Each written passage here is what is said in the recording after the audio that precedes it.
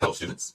In today's lecture, we will step back to gain a broad perspective of immunity or pathogen defense. The word pathogen is used to indicate the invading microbe or any disease-causing agent. Most of the concepts discussed in this lecture we've already covered. The primary objective of this lecture will be to help you see how the different aspects of pathogen defense fit together.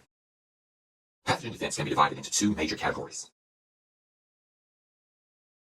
The first is non-specific resistance. Non-specific resistance is also known as innate resistance.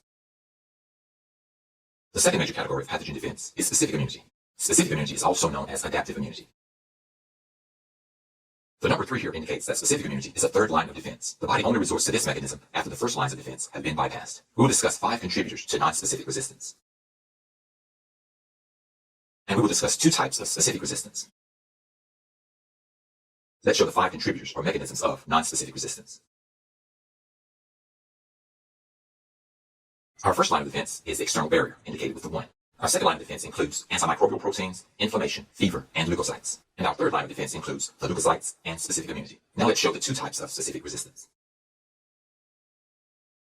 The 2 types of specific immunity are humoral immunity, also known as fluid immunity or antibody immunity, and cell-mediated immunity. We spent almost all the previous lectures discussing these 2 types of immunity, so these 2 should be familiar to you.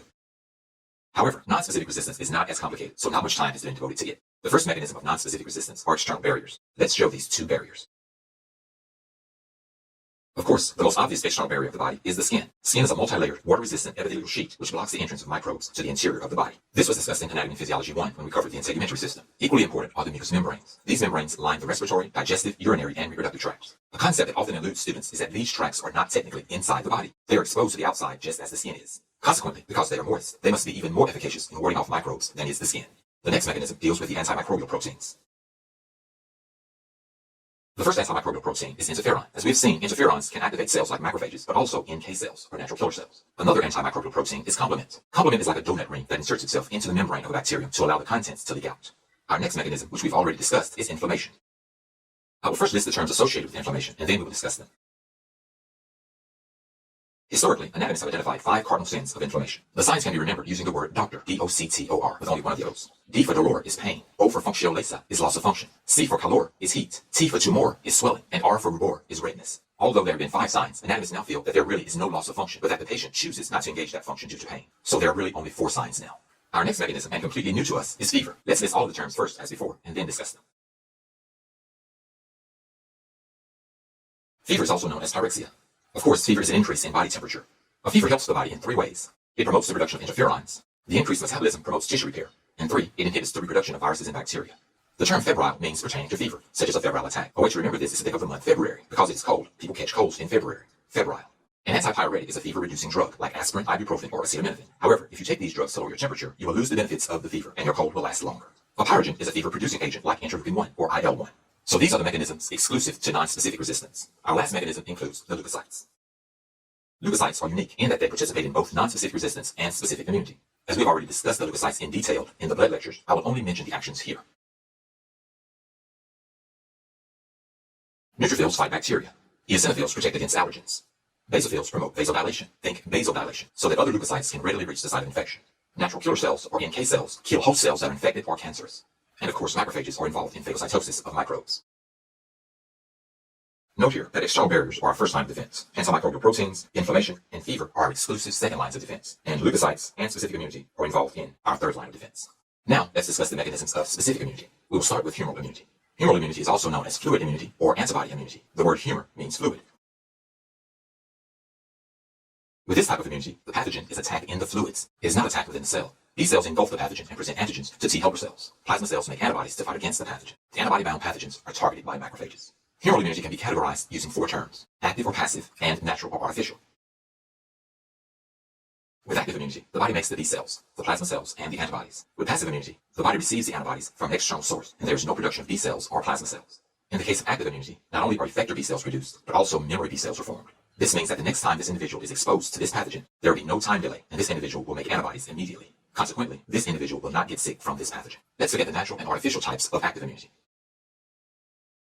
Natural active immunity would be caused by an infection. Artificial active immunity would be caused by a vaccination or immunization. Let's look at the natural and artificial types of passive immunity. Natural passive immunity would occur when a pregnant mother's antibodies cross the placenta to enter the body of the fetus. Artificial passive immunity would occur when antibodies are injected into the body of a patient to help fight a disorder. Now let's discuss cell-mediated immunity. With this type of immunity, the pathogen is attacked inside of an infected cell. Cytotoxic T cells inject chemicals into the infected cell to kill it. As with humoral immunity, cell-mediated immunity can also be categorized using 4 terms: active or passive, and natural or artificial.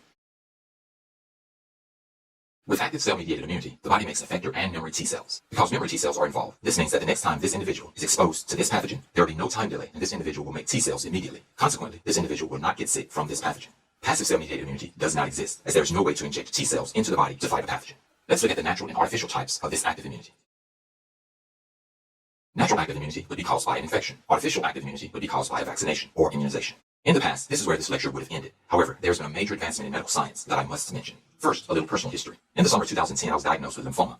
My wife and I then traveled to MD Anderson in Houston for treatment. We basically lived in Houston for 6 months. After the treatment, I was cancer-free. In about 2016, I received a biopsy in Mobile, Alabama on my neck, and the pathologist stated that it was lymphoma. During the intervening times, I had seen advertisements on television about an immunotherapy where one's T cells could be removed, changed to better target cancer, grown in large numbers, and then re-injected back into the body. We discussed the situation with my oncologist at MD Anderson, Dr. Frederick Hagemeister, and he stated that the typical treatment included a very involved bone marrow transplant. I asked him about the immunotherapy, but he said that we should wait until the pathology report before we made any plans. I then told him that the pathology report had already been done in Mobile. He then stated, "Oh no, we do our own pathology reports here. We don't accept anyone else's pathology findings. We'll make an appointment as soon as we receive your tissue sample from Mobile, and the report is done." Twan is my wife, left the hospital to get something to eat. We then went to our hotel room to rest from the day's activities. My phone rang, and I looked at the caller ID, and it was MD Anderson, so I was thinking that they had made the appointment. It was Dr. Hagemeister, and he told me that the growth was not lymphoma, and that it was only a benign growth that would go away in a few days. Of course, this news was joy to our hearts and ears. So if you're ever faced with a difficult situation in life, always believe and expect that things will turn out well. The point of all of this is so that you know that medical science now has the capability of injecting CAR T cells into someone's body. This is how it works. Cytotoxic T cells are removed from someone's body.